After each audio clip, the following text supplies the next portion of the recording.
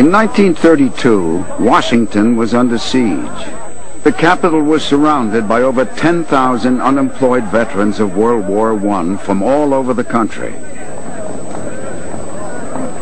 Their only assets were the bonus certificates they'd been given after the war, which promised a cash bonus sometime in the future. They needed it now. At the end of May 1932, nearly 10,000 bonus marchers occupied the nation's capital, and tens of thousands more were on their way.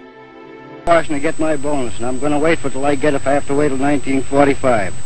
That brought you to Washington? Well, to beat the Undertaker, spend the money before the Undertaker gets it. I know who's made this country worth living in. It's just you fellas. Look, makes me so damn mad a whole lot of people speak of you as tramps. By God, they didn't speak of you as tramps in 1917 and 18. No. Take it from me, this is the greatest demonstration of Americanism we've ever had. Pure Americanism. President Hoover was left to deal with the veterans when the Senate rejected their demands. The marchers had stayed, camped out in central Washington.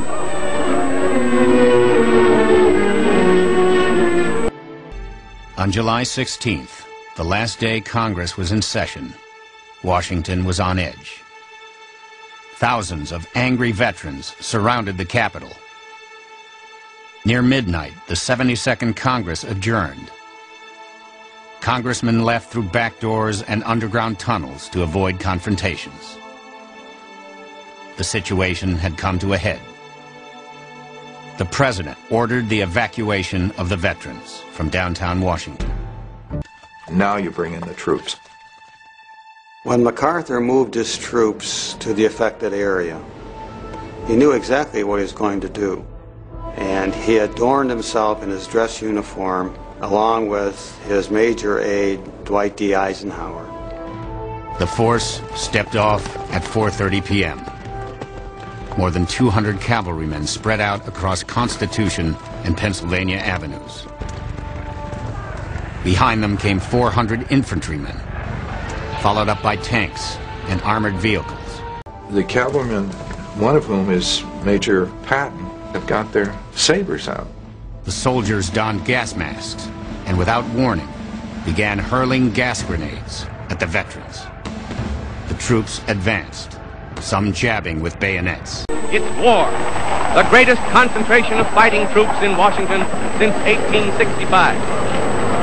I knew something was going to happen, that they might be attacked.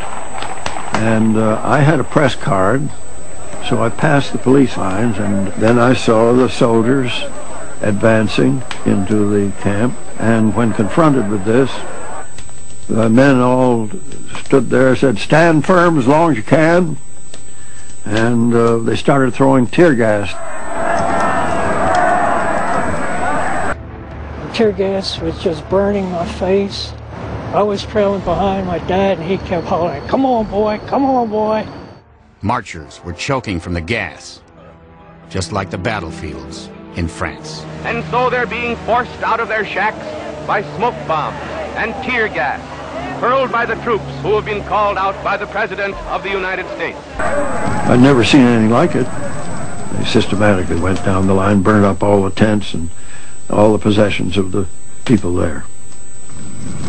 I was thinking of Herbert Hoover when this happened, because his election was in 3 months. I thought this would be the finish of Hoover. The orders of the President must be obeyed, and the roaring flames sound the death knell to the fantastic bonus army. In the shadow of the beautiful dome of the Capitol of the United States of America. The veterans did not believe the country for which they had fought would ignore the plight into which the Depression had placed them. Many did not believe that United States troops would take the field against them. By early evening, most of the marchers had been driven across a drawbridge that led to their main camp. The President does not want MacArthur to cross the bridge, and MacArthur disregards the order. Eisenhower later says that he saw this happen. MacArthur says, I cannot bother with pieces of paper during a military operation. And so he crosses the bridge. All through the camp were scenes of panic. My dad says, let's get the hell out of here. The soldiers are going to kill us. Then troops began to set fire to their wooden shacks. One reporter wrote, the blaze was so big it lit the whole sky. A nightmare come to life. The president looked out a window of the White House in the direction of the fire, then retired for the night. And the roaring flames sound the death knell to the fantastic bonus army that ends so disastrously in the shadow of the capital of the United States of America. The morning after the bonus rout, public sentiment took a dramatic turn against Herbert Hoover.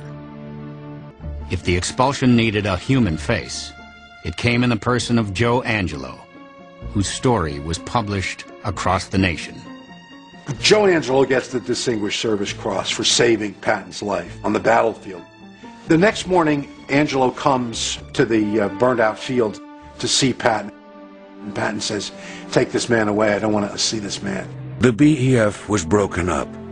The men returned to some city or other, there to roam the streets, hopelessly seeking work or to shuffle in bread lines. There they remain, crying examples not of the need for the bonus, but of the need for a new American system.